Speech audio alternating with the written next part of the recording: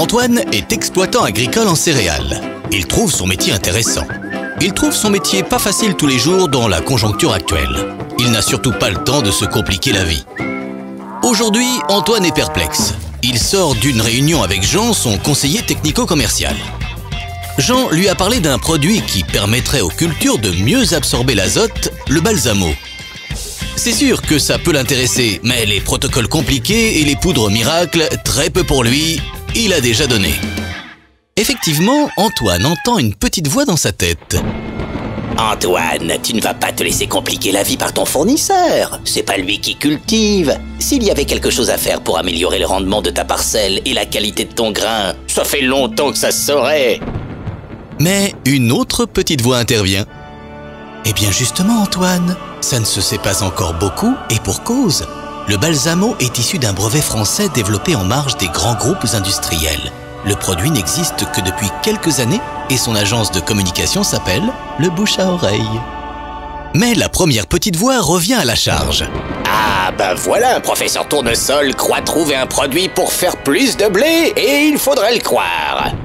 Pas si tournesol que ça, Antoine. Avant d'être commercialisé, le balsamo est passé à travers un protocole d'essai draconien. Plus de 650 parcelles observées sur plusieurs années. C'est pour cela que ton distributeur l'a référencé et que Jean, ton technicien, te le propose aujourd'hui. Je t'explique. En fait, balsamo aide la plante à assimiler l'azote. Le plus pratique, c'est de l'ajouter à la solution azotée présente sur l'exploitation et de l'appliquer lors du troisième apport.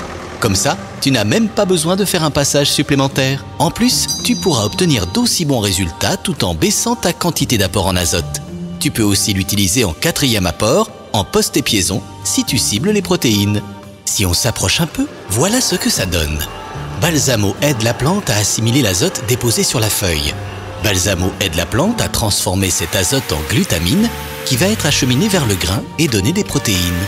Résultat, tu augmentes ton rendement et ton taux de protéines de 5 à 10%. Cette technique va t'apporter l'assurance de produire du blé en catégorie meunier, même sur tes parcelles qui peinent un peu. Bon, on récapitule. Tu augmentes ton rendement de 3 à 6 quintaux par hectare, soit un gain financier par hectare de 60 à 120 €. Si tu es dans un circuit de vente qui valorise ton taux de protéines, tu ajoutes encore entre 35 € et 45 € de gain par hectare. Conclusion, si tu utilises balsamo, tu as un coût de 30 € par hectare et tu récupères entre 95 et 160 € par hectare. Pour 1 € dépensé, tu en récupères entre 3 et 5,50 €. Et je ne te parle même pas de la sécurité de produire du blé classé en catégorie meunière. Antoine en a assez de tous ces arguments. Ça l'embrouille. Antoine se souvient qu'il a déjà entendu ce nom balsamo. C'est son collègue Bernard qui lui en avait parlé. Il va l'appeler. Au téléphone, Bernard lui répond. Antoine, ça fait plaisir de t'avoir, surtout que le métier n'est pas facile en ce moment. Balsamo, ce que je peux te dire, c'est que ça fait plus de 5 ans que je l'utilise. En moyenne, je fais 4 à 5 quintaux de plus par hectare. Et mes récoltes sont systématiquement classées en blé meunier. J'ai connu des années sèches, des années pluvieuses, des années sans développement de racines et j'obtiens toujours des super résultats. Par les temps qui courent, ça serait dommage de s'en priver. Eh oui Antoine, balsamo, ça serait dommage de t'en priver. Tu n'as plus qu'à essayer.